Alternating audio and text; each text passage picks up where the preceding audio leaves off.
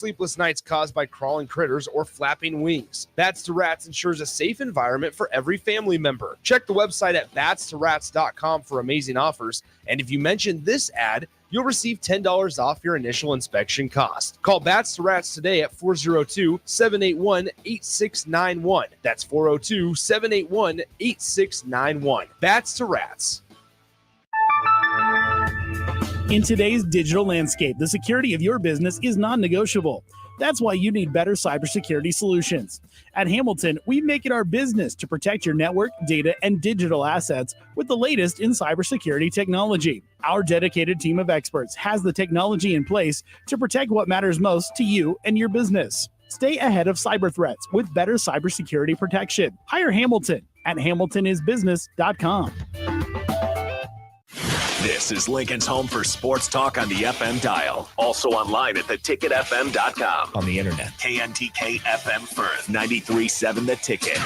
Perch Merch is your one-stop shop for all your printing and promotional needs in Lincoln, Nebraska. They specialize in screen printing, embroidery, vehicle wraps, window wraps, print collateral, promotional products, and signage. At Perch Merch, they are committed to delivering high-quality products and exceptional customer service. Their experienced team of designers and printing professionals will work with you every step of the way to ensure that your vision is realized. Call for a quote today at 402-217-5212 or go to perch-merch.com.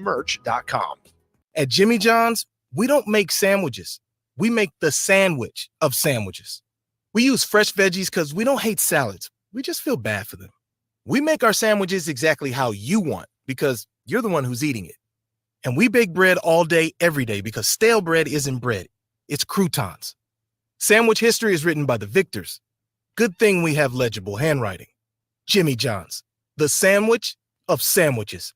Order pickup or delivery on the app. Big box stores are tempting for buying equipment for your high schooler in sports or for yourself in your sports leisures. But buying new is awfully expensive. Why not go somewhere with new and used options? Play It Again Sports has quality, slightly to gently used equipment, and 50% of their inventory is actually new equipment. And it's more than baseball, softball, and golf. They also have equipment for disc golf, fitness, hockey, and more. Plus, they're always buying products. Bring your gear you're done with and get trade money on the spot. Play It Again Sports at 48th and Vine. Rashawn Jackson here for Bauer Infrastructure, a veteran-owned local company proudly serving Lincoln, Lancaster County, and the surrounding areas. Bauer provides quality work at an affordable price, and they're growing rapidly. If you want to experience a career with a fast-paced, family-friendly environment, visit BauerInfrastructure.com. They have top-of-the-line benefits, year-round work, even through the winter. Bauer, usher in the new era of infrastructure to an area near you. And as always, go Big Red. Empower a child today with the Teammates Mentoring Program. Hope is only a conversation away when you choose to share your talent, time, and heart with a child. Together, you can build a relationship based on strengths and chart a brighter future, 1 week at a time. Find out how you can be a mentor by visiting LincolnTeammates.org. Become what you needed as a kid by joining the Teammates Mentoring Program today. Come enjoy a show of the Midwest Best Boxing on Saturday, October 5th with Roughnecks at the Complex, the former location of Champions Fun Center. 8 bouts are scheduled for the night, including the main event of Dwayne Johnson and Jack Lawless Frericks in the Professional Middleweight Championship bout. Doors open at 6 p.m. with first bout at 7 p.m. Learn more about the boxers and buy tickets at thecomplexlincoln.com. If you're in Seward or Milford, listen up. Select Plumbing is now servicing your area with no trip charges from Lincoln. Select Plumbing works on a variety of issues for your home and business, including general plumbing, water heaters, faucet and fixture repair, underground sewer and water repairs, backflow testing, and more. Keep your property free from leaks and other issues. Call today for a free estimate, 402-560-6197. It's not just Lincoln, Waverly, and the surrounding area anymore. It's also Seward and Milford with no trip charges. Contact Select Plumbing to inquire at 402-560-6197. Welcome in to the Corner 3, taking you around the arc of college basketball. From the NAAC to the Pac-12, the WCC to the SWAC. We cover it all now on 93.7 The Ticket. Here is your host, Austin Oerman. Welcome in on a Friday night. I'm holding it down here at 1040 O Street. Appreciate you spending a little bit of your Friday night with me. I'll be here for about an hour with you talking some college hoops, setting up opening night at the Rail Yard for Nebraska men's and women's basketball. They are both back from Big Ten Media Days.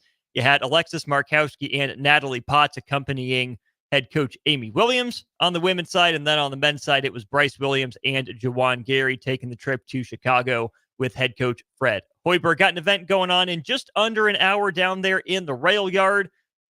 Make sure you check that out. Should be a fun night down there. We'll tell you more about it as we get later on into the show. I mentioned Big Ten Media Days, and that's really the focus here of this show. What came out of Big Ten Media Days coming up at the bottom of the hour. We'll have a conversation with Jacob Bigelow. He writes for Huskers Illustrated, hosts the Stretch Big podcast. Really appreciate Jacob taking some time out to have a conversation with me. It was from yesterday on The Block. We're replaying it again here. There's a lot of good stuff in that conversation from Jacob on a number of teams, including Nebraska. And we'll definitely have Jacob on this show and, of course, on The Block as we move forward into basketball season. Just about a month away. It's creeping up. We're in October. I get it. We're in the swing of college football. We're in the middle of the season. Plenty going on in college basketball, including my beloved Duke Blue Devils. Countdown to craziness tonight. We get Cooper Flagg on the court for the first time. That's on ACC Network. Don't mind me if I'm a little distracted around the end of the show. 402-464-5685. Would love to hear from you here on this show. Drop a comment on our text line, or if you're watching on our Starter Human Jewelers live video streams, Facebook, YouTube, Twitter up and rolling for you, as is Allo Channel 961. Like I said, we're starting with Big Ten Media Days, and something that happens every year before the teams get to Media Days is the unofficial preseason poll. The Big Ten does not put one of these out, not sanctioned by the conference, but the newspaper in Cleveland, and I believe the Indy Star put this one out this year. They've collaborated for a while. We'll start with the teams and the poll, how that broke down according to the writers, and then we will move into the players. The way we're going to do this is I will give you the teams in order 1 through 18, and then I'll tell you kind of where I fall with them, because about a month and a half ago, I took you through kind of my projected Big Ten tiers as I saw the league shaking out over the summer. We'll see if I see it similarly or different from the writers. Then we'll go through the preseason all Big Ten team. I'll give my thoughts again. Who did I say were some contenders for Conference Player of the Year? Who maybe popped up on this list that I didn't expect? And who do I think were maybe some oversights here? So that is all coming up here today on the Corner 3. Without further ado, let's just jump into the preseason Big Ten poll. So this is from the media here. The team that received the most first-place votes in the conference was Purdue. 572 total points, 20 of the 33 total first-place votes went to the Boilermakers, who won the conference last year. No Zach Edey, no problem, is what the writers are saying. They have Indiana in second place with the second most first-place votes, 7 of them. UCLA and Illinois each got a couple first-place votes. They're at 3 and 4. Then you have Michigan State getting a first-place vote, in a pretty big gap then from Michigan State down to Oregon at number 6 in the top third of the conference. Middle third looks like this.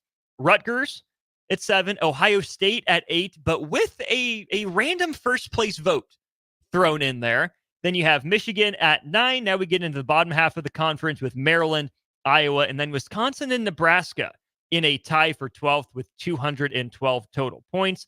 Bit of a gap between the Badgers and Huskers before you get down to USC, picked 14th. Bottom 4 in the league would be Washington, Northwestern, Penn State, and your runaway winner for last place, Minnesota. There's really a huge gap between the number of points Minnesota received and Penn State. There's a 25-point difference between those two schools.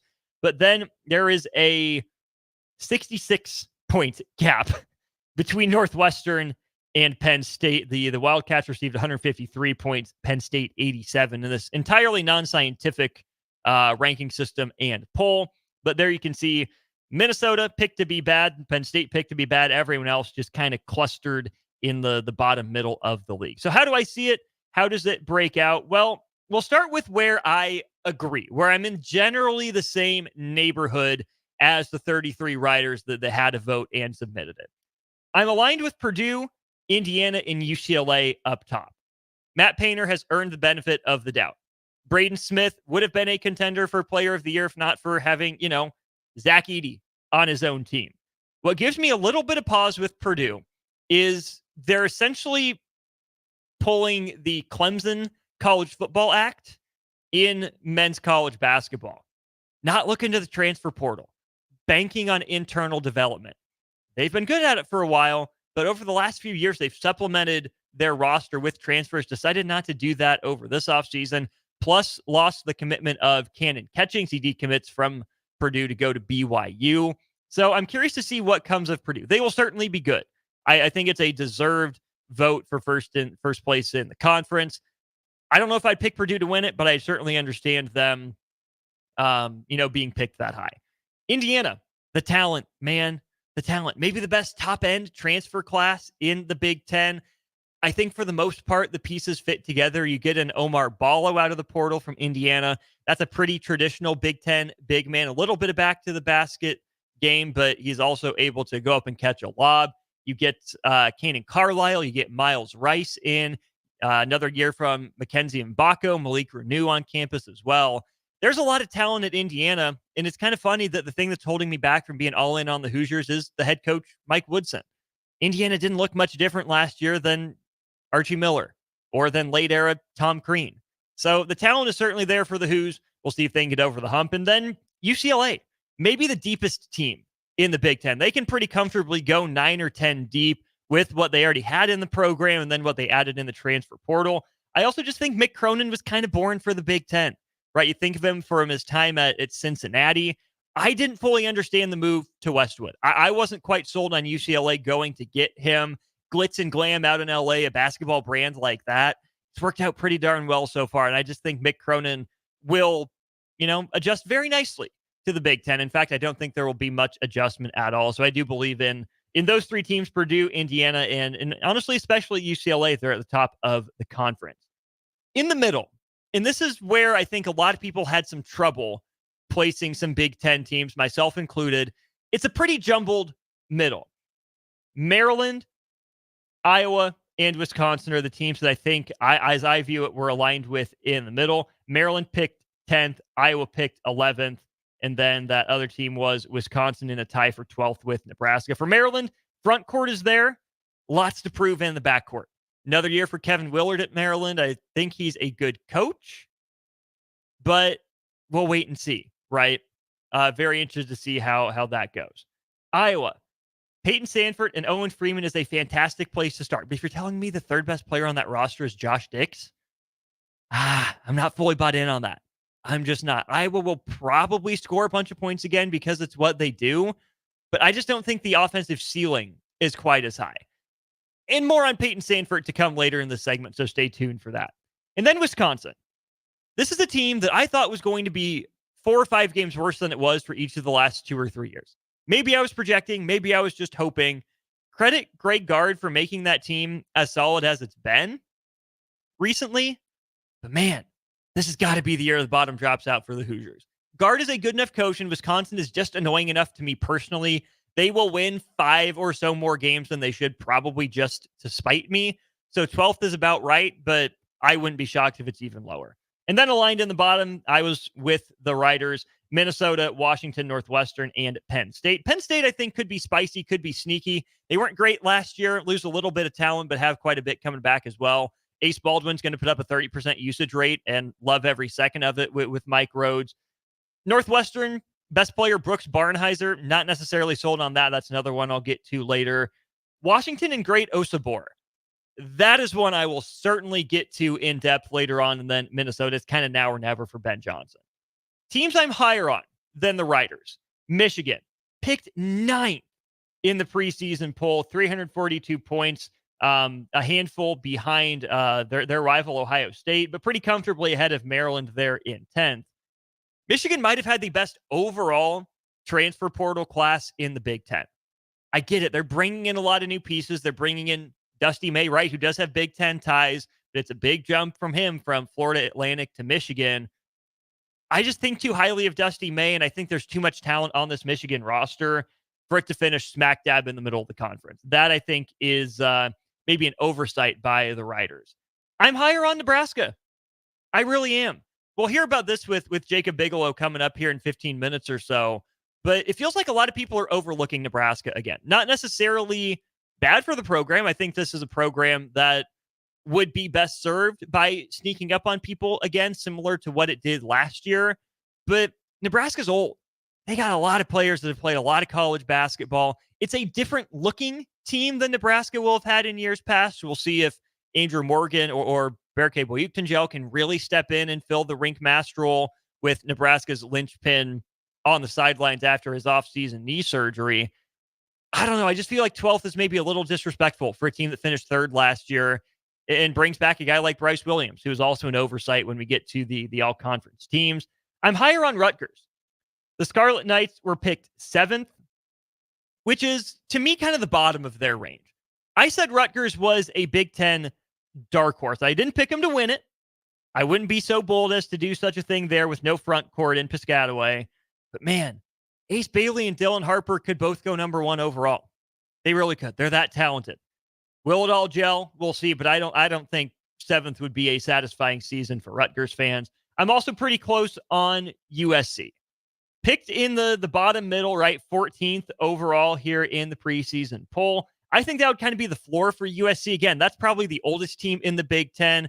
A lot of people predicting a breakout year for St. Thomas as he transfers up. Desmond Claude's a really good player. Eric Musselman has done this transfer portal song and dance before.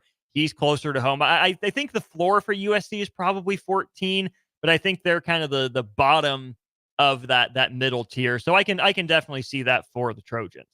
I am much lower on Michigan State. Sorry, Frankie Fiddler. Sorry, Tom Izzo. I just don't see it. They didn't exactly address their front court, and I'm not sold on the backcourt. Izzo's a good coach. He's getting closer to the end with every passing year. But to give Michigan State a first-place vote is ridiculous. There is no way this team is going to challenge for first place in the conference. I don't know who voted Michigan State first. They might have been looking at the wrong roster. I'm not buying the Spartans. Same thing with Ohio State. They're a dark horse to me. But man, I'm not sold on the Jake Diebler hire. They caught some fire at the end of last year, made things spicy, made things interesting. Not sure Nebraska should have lost that game to Ohio State in the fashion it did toward the end of the year. Talented roster, some good transfer portal additions for them. But to give Ohio State a first place vote, I'm not buying that. That takes a lot of projection. I think a lot of stuff going wrong for other teams across the conference. Illinois is going to be good. If Illinois finishes in second place, I'll be a little surprised. I think that Brad Underwood has some heavy lifting to do. His system still has to prove itself in the Big Ten, right? Coleman Hawkins, gone. Terrence Shannon Jr., gone. Marcus Damask, gone. Dane Danger, even, gone. Luke Goody, gone. They brought in some talent, don't get me wrong. Kylan Boswell, good. Kasparis Jakushonis, good.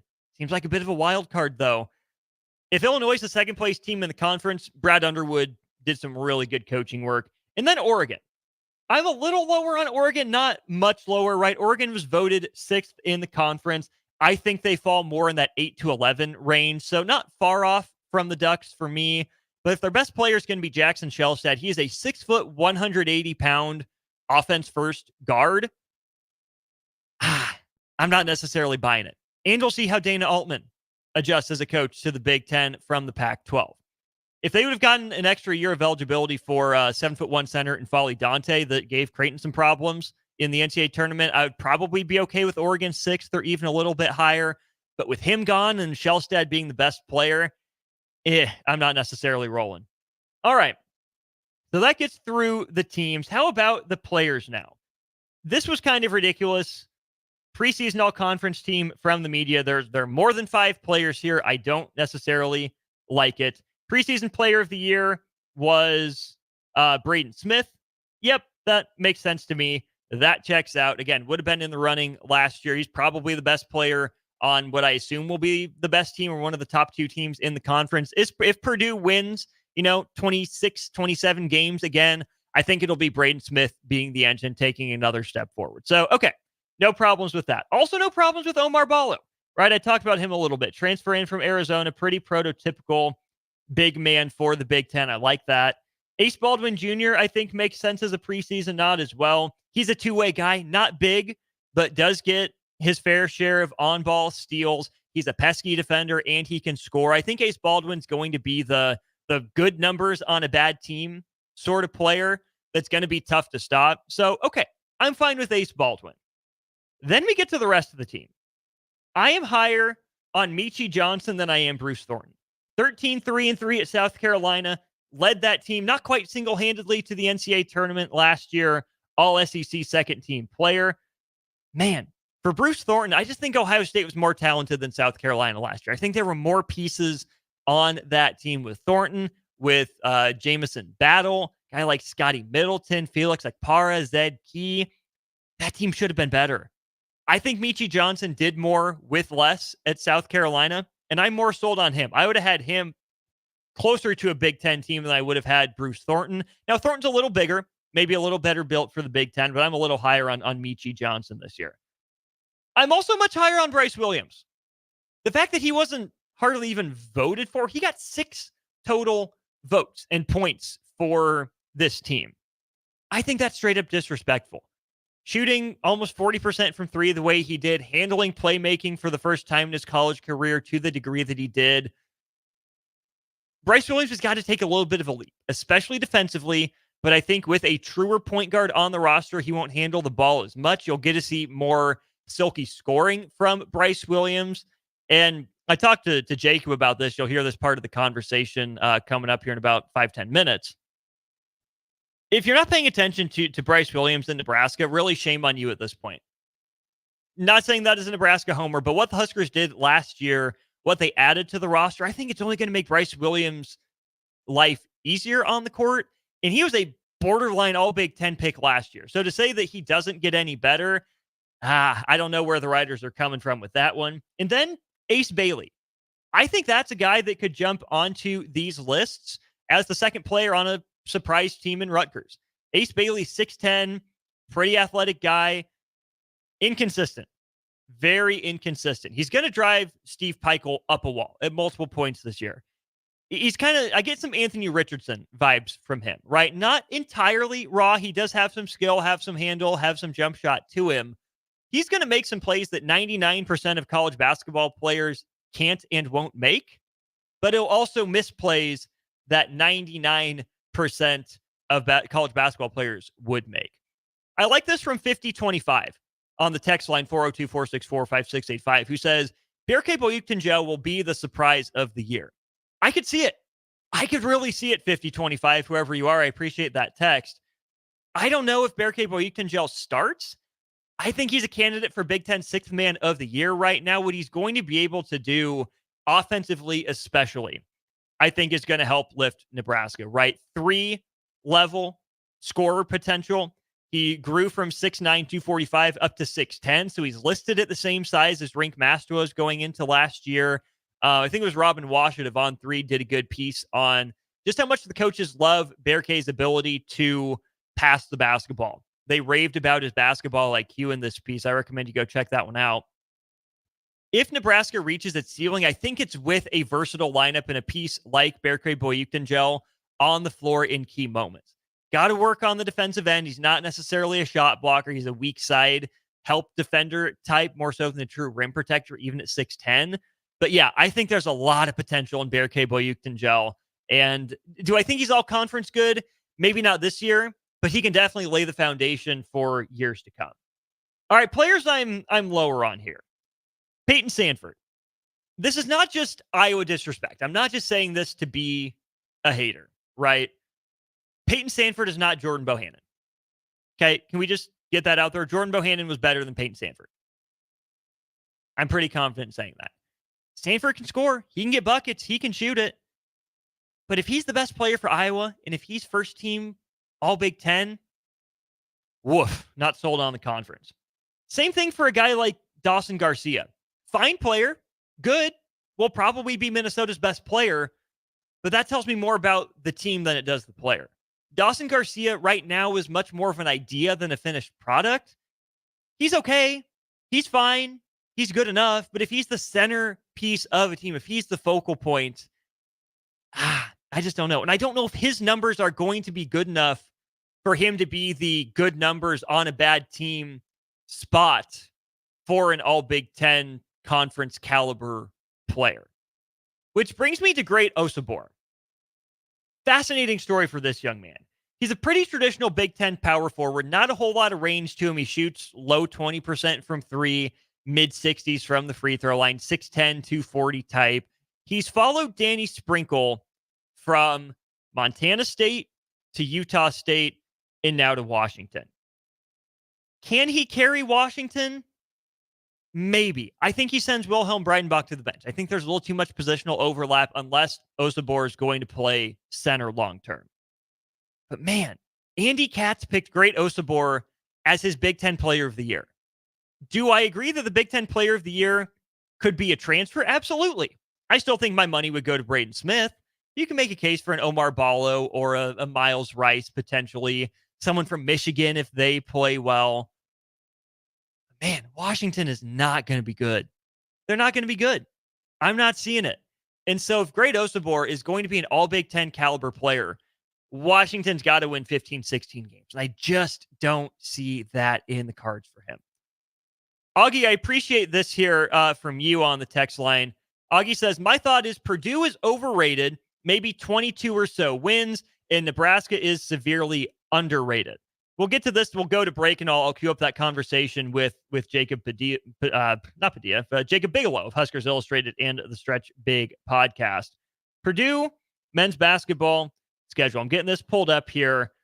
Okay, so Purdue this season, non-con Yale, really interesting Ivy League team year after year. Alabama, that's a preseason top 5 team, preseason number 1 some places. Go to Marquette, fascinating. Get North Carolina State on the road. Not the same NC State team that made the miracle run to the Final Four last year. At Penn State, host Maryland to start conference play. Then you get a couple really interesting SEC games. You host Texas A&M. You go to Auburn. That's interesting. Toledo's been up and down. Purdue will go to Rutgers not long after the new year. They'll go to Oregon. They get Michigan as a double play, which is interesting. They get Indiana as a double play, which is absolutely fantastic. And they get Rutgers as a double play. So yeah, Augie, I will tell you that Purdue will be tested. 22 wins would be a disappointing year for them. I still think Braden Smith is good enough. I think there's enough in Trey Kaufman-Renn as a post player. Lawyer, Smith, I think are going to play roles for them. Losing Mason Gillis will hurt. I love that addition for Duke. I hate for Purdue that he left. Purdue's still going to be good, right? Painter's going to scheme them to 3 or 4 more wins than you probably think they should have. Purdue's not going to be a number 1 seed. Let me pull up ESPN bracketology here pretty quickly, because I think I last saw Purdue at about a 4 seed, and that sounds about right to me. Let me scroll through here. Yeah, I see Purdue as a 4 seed in the Midwest region. Second round matchup would be against Texas. The top half of that bracket then would be Kansas as the one in Indianapolis. Yeah, I think Purdue as a 4 sounds about right to me. That sounds about right. I think that's pretty fair. Yeah, I do think the Huskers are underestimated too. If they finish 12th, that's a disappointing year for the Huskers. ESPN has them as the first team out of the NCAA tournament. ESPN's first 4 out is all Big Ten, by the way. It's the Huskers, Maryland, Wisconsin, and USC. I think that's far too close to the bubble for Wisconsin. I think that'd be a pleasant surprise for USC to be that close to the bubble, and sounds about right for Maryland. Pretty talented team, but still flawed. I don't want to say it's a disappointment if Nebraska misses the NCAA tournament, and we'll get plenty more into this as we get closer to the year.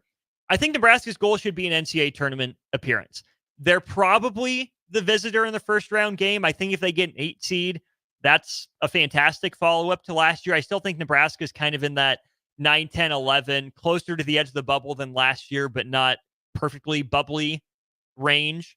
But 12th in the conference, it is just such a muddled mess in the middle of the Big Ten conference, right? There are so many teams whose seasons could go either way. So I think 12 would be pretty much the floor for this Nebraska team. Again, barring injury, right? Don't want to wish anything like that. I think Nebraska's probably in that 5 at the upper range to probably 10 at the lower range. But the 10 seed in the Big Ten still might get you in the Big Ten tournament. Just depends on who you beat, where you beat them, and how good you look while you're doing it. And no, Augie, I'm not disappointed that Duke got Mason Gillis. Absolutely not. I think that is a fantastic ad around Cooper Flagg. You are correct. I'm just saying, if Purdue wanted to repeat what it did last year or get anywhere close to it, I just think Mason Gillis would have been a huge key to that for them. We're going to go to break. When we get back, I'm going to play a conversation I had with Jacob Bigelow of the Stretch Big podcast, also writing for Huskers Illustrated. He was in Chicago for Big Ten Media Days, had a lot of great stuff to say, his thoughts on the conference. We'll do that coming up next year on the Corner 3. The Rabbit Hole Bakery, located at 8th and Q in the Haymarket, is the ideal place for fresh breakfast items or desserts made daily. Cream puffs, cinnamon rolls, carrot cake, sweet potato, pecan cookies, brownies, blondies. Do I need to keep going? What about bread pudding with homemade bourbon caramel sauce? Stop by the Rabbit Hole Bakery at 8th and Q in the Haymarket today to satisfy your cravings. And if you're looking for larger group orders, they do that too. Order ahead on their website at therabbitholebakery.com today. Rico here with HIS Auto Care at 70th and Van Dorn, letting you know HIS is a great place to bring your vehicle for service. With superior service bumper to bumper, we'll treat your vehicle like it's your mother's. Doesn't get any better than that.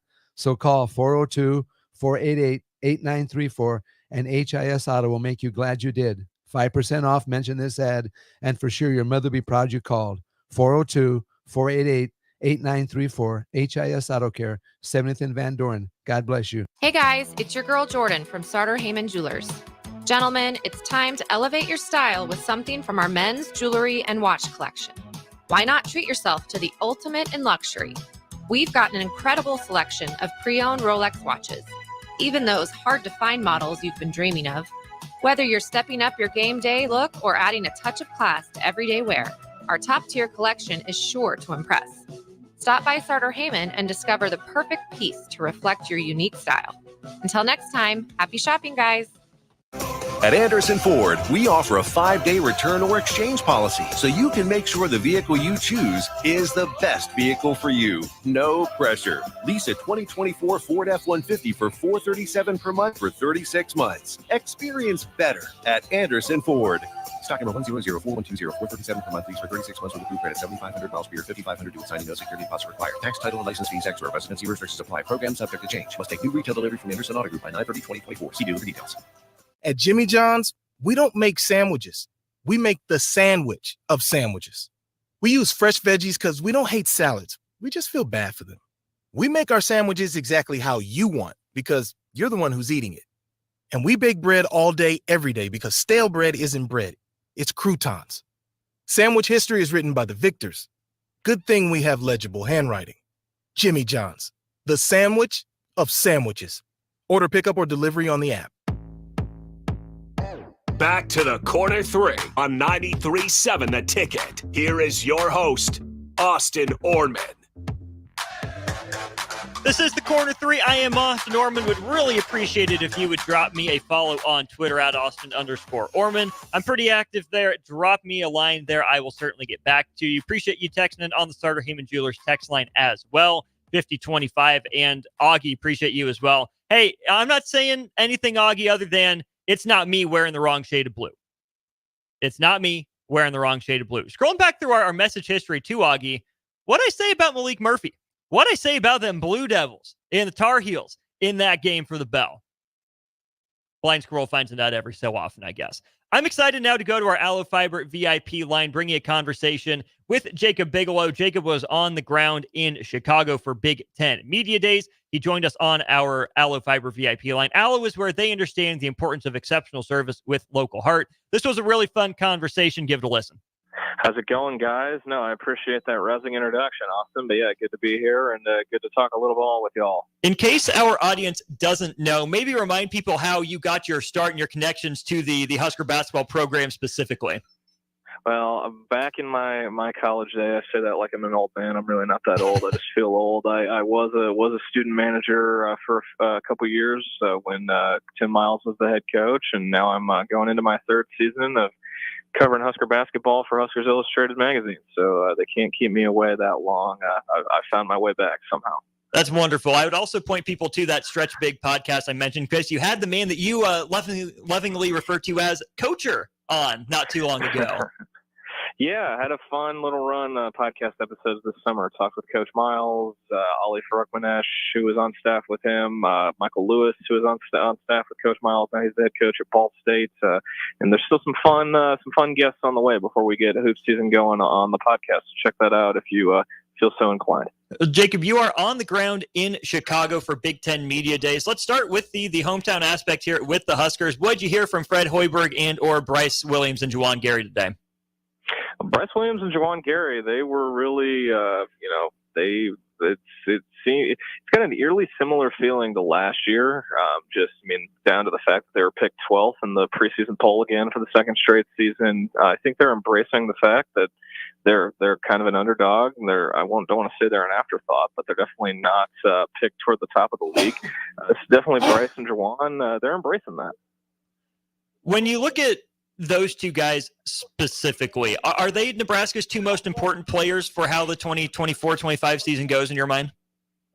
There's definitely a case to be made. I mean, I think Bryce Williams is going to be the go-to guy. I think he's going to be a candidate for all Big Ten honors at the end of the season. I think they're on paper, they're definitely the two most important players. I think there are other guys on the roster that could, dictate the ceiling for the team, depending on if they're making shots from three or things of that nature. But I think there's a reason we've heard so much from them, whether it be the end of last season, over the summer, and now in the fall leading into the year. They're clearly the two new vocal leaders, and I expect them to be the most front-facing guys on this roster this coming season. Bryce Williams not named to a preseason All-Big Ten team. You and I were chuckling about how there were 8 players or 9 players, I think, on the 5-man team, the unofficial one put out by Cleveland.com, of course. But even Andy Katz put his out, and to his credit, Andy at least did 3 teams of 5, not just naming 15 players.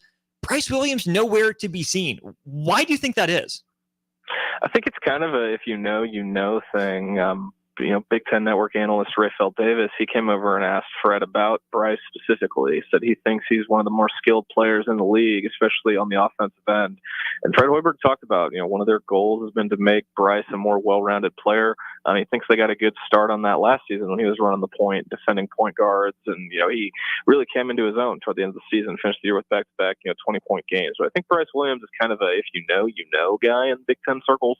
I've talked to some people who were around other programs in the off season, and they have glowing things to say about Bryce Williams, but it's kind of just an if you know thing. And I think he's saving his best for his last collegiate season. It's interesting that it is one of those if you know opportunities, because I think for my money, Bryce Williams was maybe the most consistent player for Nebraska last season. I mean, Rink Mast was probably the most important. What he did is that offensive fulcrum, and then Keisei Tominaga certainly generated the most headlines, especially in his second year, right, following up the year he had with Derek Walker. But for Nebraska to finish where they did in the conference, right, finish third, get a first-round bye, all that good stuff, Bryce Williams was an engine, if not the engine, for the team. So I think it's just ignorance if people are copping out with it's an if you know situation in Bryce Williams. They've had plenty of opportunities to get a look at this guy.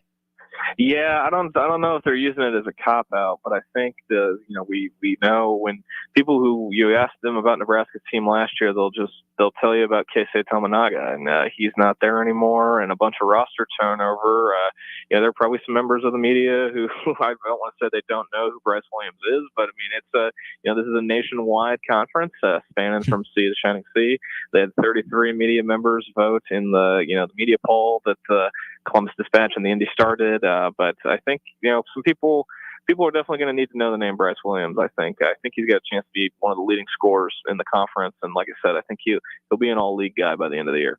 More roster turnover for the Huskers this year. As you look at that transfer class specifically, who are the 1 or 2 guys that you think will be the best and most impactful additions for the Huskers on the court? I'm really interested in the impact Andrew Morgan has. I think he could bring some new aspects to Nebraska's offense. We haven't seen too much pick and roll these last couple of years. It's been a lot of handoffs, dribble handoffs, kickouts to shooters. I think Andrew Morgan could bring some pick and roll in. I think there could be some interesting things we haven't seen. I mean, Fred Hoiberg, he's obviously got a deep offensive bag. I'm interested in to see what they do with Andrew Morgan. Obviously, he is viewed as the heir apparent to the Derek Walker ring-masked playmaking five-man. But also, I'm intrigued by the two Big Ten guys, Connor Essegian and Gavin Griffiths. They both transferred in from other Big Ten schools. They've played Big Ten basketball before. They know what it takes to win in the league. And I think playing for a coach like Fred Hoiberg, a more free-flowing offense, maybe he played shot doctor a little bit with those guys. But when I mentioned earlier, guys that I think could dictate the ceiling, if Essegian and Griffiths are hitting from beyond the arc, then that could add a couple wins to Nebraska's tally by the end of the season. Fred Hoiberg did say that Connor Essegian was doing some K-State stuff, and I think that is a very dangerous game for him to play with this fan base over the offseason. I would tend to agree. But this is we saw how loved K-State was on his senior night and at the end of the season last year. So I think any K-State comps are going to be eaten up pretty quick by anyone listening. A difference between Connor Essegian and K-State Tominaga will be the floor that they played on. Fan of the new floor, against the new floor, ambivalent on the new floor? I'm ambivalent. It's very boring. I was a very big fan of the state outline. I'm also a Scripps Husker logo guy. I know some people call it chicken scratch. Some people aren't a big fan of it, but I loved it. I thought it was unique, and now we won't have people making jokes about guys hitting threes from the Panhandle or from certain cities in eastern Nebraska. So I'm going to kind of miss that, and I think the block end is very boring, but I do like the red sidelines. That's kind of the only thing I like about it. We're talking with Jacob Bigelow of Huskers Illustrated, also the Stretch Big podcast here during On the Block. Jacob's in Chicago for Big Ten Media Days. Who else has caught your attention with what they said today at Big Ten Media Days, whether it's a coach or a player, Jacob? I found myself very enthralled with Dusty May. I like listening to him talk. I don't know. Maybe it's just the fact that people have joked with me that he is what I wanted to be. He was a student manager for Bob Knight, and now he's back in the Big Ten as a Big Ten head coach. But I was very intrigued listening to him talk. Heard from Tom Izzo and some of the other coaches that I'm rather fond of, and I actually enjoyed the coach panels that they did this morning. I thought there was actually some really insightful stuff, some good answers. Mick Cronin and Kevin Willard telling stories about working for Rick Pitino, and Mick and Cronin telling Kevin Willard, if Rick's watching, foul me hard. That way he won't try to play with us. Stories like that. That's pretty priceless. So there's been definitely some good tidbits throughout the day today. Top two teams in the league last year, Purdue and Illinois. Which team are you more confident in remaining in the top four this coming season? I think Purdue, and I know that may come as a shock to people because there is quite literally a giant hole compared to their team last year in the form of Zach Edey being gone. But I think knowing Matt Painter, there's going to be definitely some offensive adjustments. It's not going to be as post feed centric. Obviously, they're not going to have the National Player of the Year inside, but they still have a joke that Matt Painter does still have the keys to the giant man factory. He's got 2 7-footers on the roster, and then he brings back the preseason player of the year in Braden Smith. He's the only returning first team all conference guy. And they got guys who can be flamethrowers from beyond the arc. Smith, Lawyer. I think Purdue. I'm definitely more confident in Purdue to be toward the top of the league. Are you a Braden Smith believer? I am, yes. I know that this has been quite the debate online.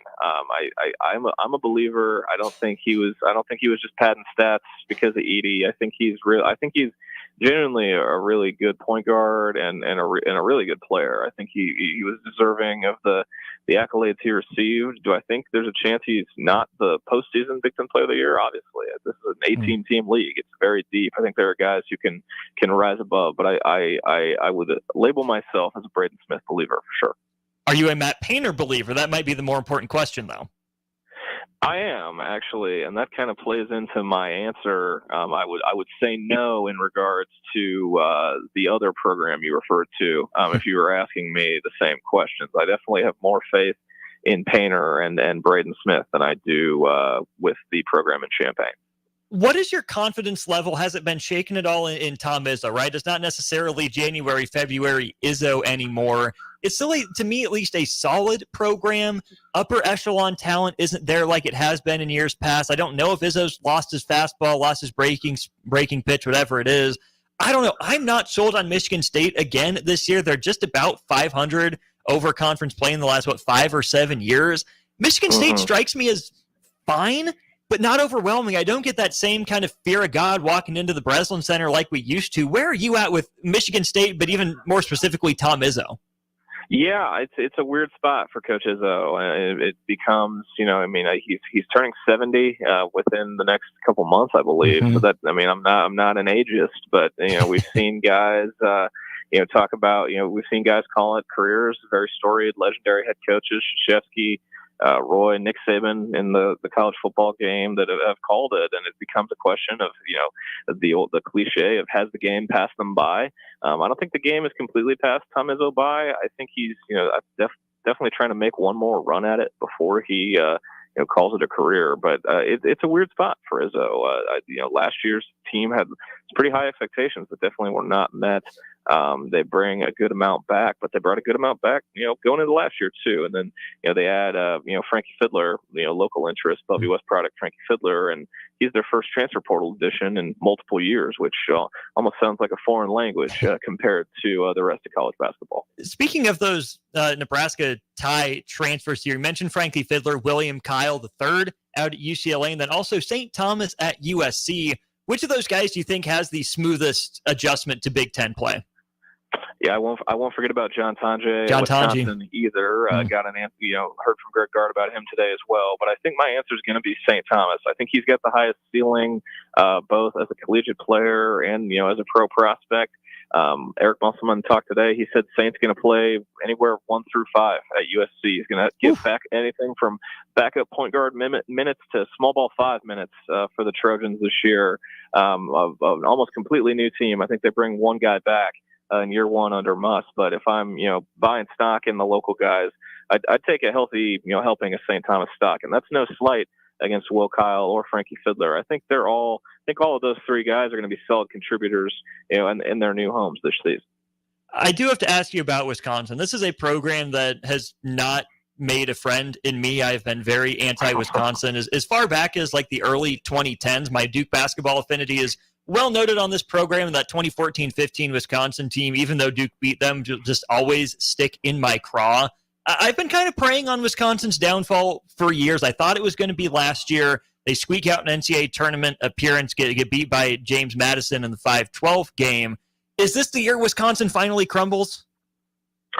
It kind of feels like it to me. I think my biggest thing that I took away, Nebraska came in tied with Wisconsin in the unofficial media poll. I think if Nebraska finishes below Wisconsin, then Nebraska's got bigger problems. I'm not really buying into what's going on in Madison. John Blackwell, obviously, he played a big role for them last year. He was here today for media day, but I think just whether it's Wisconsin's brand of basketball, whether it's, the guys on the roster, I think there's a lot working against them. So I don't know if it'll be this year, but I think it's definitely on the horizon. Because we should probably talk about the bottom of the conference here too.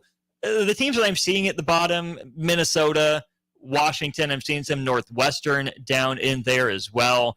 Of those three teams, is there any surprise potential, or are they just getting ready for the end of February, early March and calling it quits? I don't know about calling it quits. I'm intrigued by Washington. Danny Sprinkle, he, coaches for a year at Utah State and then jumps to Washington. He brings Utah State's best player with him for a really significant, NIL deal. And he's, shown the ability to win at just about every stop he's made. I'm really intrigued by Washington. I'm not saying they're going to set the world on fire and win the league, but compare that to Northwestern and Minnesota. I think out of those three teams, I think Washington probably has the highest ceiling in my book. Last one I got for you then, Jacob. I've saved the best for last, at least in my opinion. I don't know if there's a bigger wild card in the Big Ten for my money than Rutgers. You have a defensive-minded head coach in Steve Peichel. What does he do? He goes out and gets two high-flying freshmen, right? Dylan Harper, younger brother of Ron Harper Jr., should know the program, have some familiarity, has a college frame at 6'5", 6'6", 220 already. He might be built for it. He might not. Well, we'll see. Ace Bailey, though, 6'10", do it all, can score, can defend, can handle a little bit. But they're freshmen, and it's hard to get on the court, for Steve Peichel as a freshman if you're not willing to defend. I see Rutgers' season going one of two ways. Either the freshmen start out hot and Rutgers is inside the top 15, top 20, and then they hit that freshman wall in late January, early February, and they're still okay, but you can tell the freshmen have not made the same adjustments to the conference. They're maybe physically a little bit worn down. Or the flip side is going to be true. They're not buried on the bench, or they're playing through some stuff early on. Rutgers maybe drops a game or two that it shouldn't, just due to freshmen trying to figure out the speed of the game in college basketball. And then it turns out that, oh, wait, Dylan Harper is familiar with the Rutgers system enough. Ace Bailey is talented enough that Rutgers is going to be a major pain in the butt to play in one of the toughest outs in the conference. Do you have a lean either way? I think first and foremost, I think Harper and Bailey they're going to play. I think they're day one starters, and I think it's crazy to think about how in the last couple of years it's become really hard to win with freshmen. But these guys aren't just freshmen; they're projected lottery picks. So obviously you're gonna have a chance. But when you're still going in night in night out against 23, even 24-year-old guys in college basketball, I mean that's just tough. No matter how skilled you are. I definitely think they're a wild card. I did not have any preseason, votes. I have a tough time putting freshmen on the all-league team when they haven't even played a college game yet, just based on hype.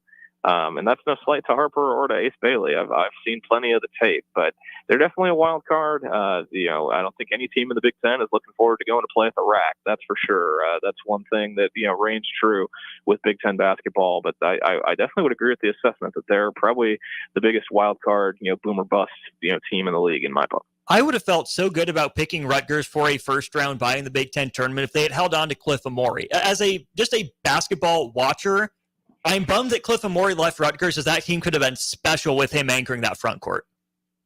Yeah, I agree. I definitely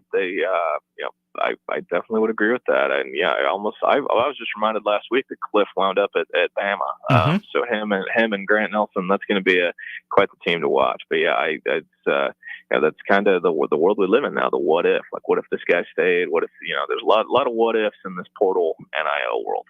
All right, Jacob, anyone else left to talk at Big Ten Media Days? Any podiums you got to get to here? Nope. Those have just wrapped up. I'm just working on, the stuff I'll have up later at HuskersIllustrated.com. You can check that out on my Twitter account at Jacob A. Bigelow if you want. But Austin, I appreciate the time, man. It was good talking a little shop with you. Absolutely. We will definitely do it again in the future as we get closer and closer to the season. Huskers Illustrated, check it out. Jacob's Twitter as well. Jacob, appreciate your time. We'll talk again soon, my man.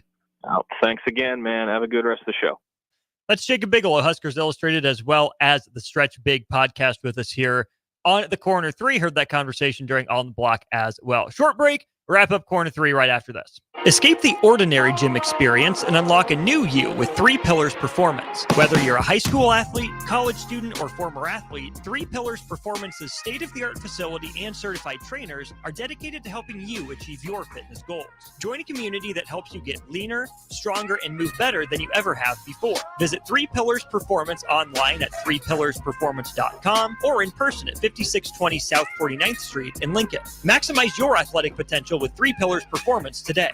At Jimmy John's, we don't make sandwiches. We make the sandwich of sandwiches.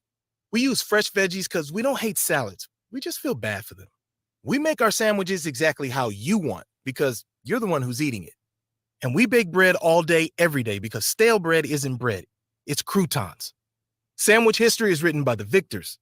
Good thing we have legible handwriting. Jimmy John's, the sandwich of sandwiches. Order pickup or delivery on the app. It's game on at Elway Power Sports of Lincoln, Nebraska's premier Kawasaki dealership. Score big on Kawasaki's most dependable side-by-side, the Mule Pro, built to take on your most demanding days. Rule the streets on an Indian motorcycle with customer cash and trade-in credits up to $2,000 during the month of October. On or off-road, Elway Power Sports of Lincoln has you covered with large selection of motorcycles and side-by-sides in stock at their new 27th and I-80 location. Stop by every Saturday for their Husker tailgate with free food, drinks, and games. It's the best time of the year to order a new John Deere self-propelled windrower from Landmark Implement during the early order program. hay harvest is a race against time. Order a new John Deere self-propelled windrower to harvest your hay quickly and efficiently while promoting quick dry down for quality hay. Now is the time to lock in the best price of the year. Contact your local Landmark location for full details on a new self-propelled windrower and experience the Landmark difference. Hey, bestie. Whoa, how'd you snag that awesome set of wheels? I'm in the market for a new car, too. My friends at Members Own Credit Union. You're always in the driver's seat when it comes to your finances at Members Own. Always in the driver's seat, huh? Yep. They set you up with a loan that makes sense for your budget with great rates and top-notch customer service to boot. Looks like we're going to need to make a pit stop. Let's go. I'll drive. Hit the road to financial success and explore auto loan options with your best financial friend, Members Own Credit Union. For details, go to membersowncu.org/drive. Federally insured by the NCUA. NEBCO is hiring CDL drivers for Ready Mixed Concrete, Husker Concrete, and Beatrice Concrete. NEBCO offers great pay, medical and retirement benefits, paid time off, and they pay for CDL training. Apply today and start your new career with a $2,500 hiring bonus. From NEBCO's beginning in 1908, it's the employees that have formed the company's solid foundation. Start your career today. Visit nebcoinc.com. That's NEBCOINC.com. Back to the Corner 3 on 93.7 The Ticket. Here is your host, Austin Oerman. Not much time left here on this edition of the Corner 3, which is Fridays from 6 to 7 here on 93.7 The Ticket, as well as ticketfm.com, as well as the free 93.7 The Ticket app for your smartphone, as well as Facebook, YouTube, and Twitter, as well as Allo Channel 961. Can't escape it. Come find it. Appreciate all of you for spending some time on your Friday night with me. I won't keep you too much longer. Kicking off here, or tipping off, I should say. I'm in football mood, but we're talking about basketball. So tipping off here in just a couple minutes down in the rail yard on Canopy Street. Opening night with Husker Hoops, men's team and women's team in action, ? Hosting an event for sure. Again, down there on Canopy Street between R and Q. Free event starts here in just a couple minutes. You'll hear from the coaches, Fred Hoiberg and Amy Williams. You'll meet the teams. They'll go through introductions. There's going to be a 3-point shootout between the teams, I assume. Don't know exactly how that's going to look. There's also going to be a shooting stars contest. That's what they call it. It's going to be interactive. It'll be players. It'll involve fans as well. That should take all of about 45 minutes. Then for 45 minutes following the program, you will have the opportunity to get some autographs from Husker players, again, the men's and the women's team. In a couple weeks, they're going to be playing a scrimmage in Devaney. Tickets will go on sale next week, 2 weeks from now, in the near future. So Husker men's basketball, at the very least, scrimmaging at the Devaney Center. That'll put a bow on this edition of the Corner 3. It's been a good one. Spent some time breaking down the Big Ten preseason poll for the teams and then the all-conference teams as well. Gave you my thoughts on it just about a month ago. Other people gave their thoughts. We compared lists. It was a great time. Thanks to you guys for hanging out with me. Big thanks to Starter Heyman Jewelers for sponsoring the stream and the text line, as well as Allo for Channel 961 on their cable package. That'll do it for us from in studio tonight. But make sure you tune back in at noon tomorrow. As soon as you sit down for lunch, fire up 93.7 The Ticket, whether that's on stream, radio dial, app, website. However, we got the A1 Automotive Ticket Tailgate pregame show starting at noon. We'll take you right up to kickoff for the Huskers and the Scarlet Knights at 3. For everyone here at the Ticket, this is Austin Oerman signing off for the night. We'll talk to you for pregame tomorrow.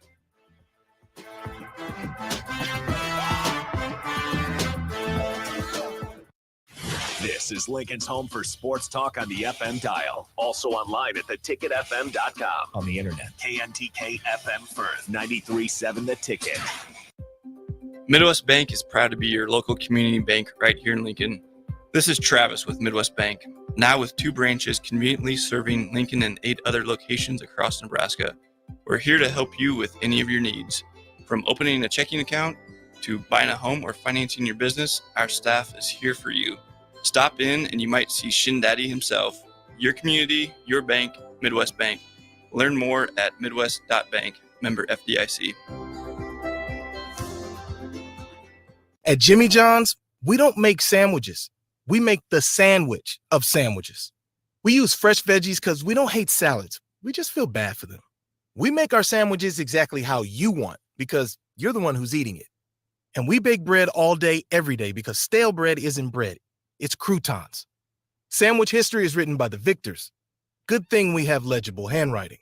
Jimmy John's, the sandwich of sandwiches. Order pickup or delivery on the app.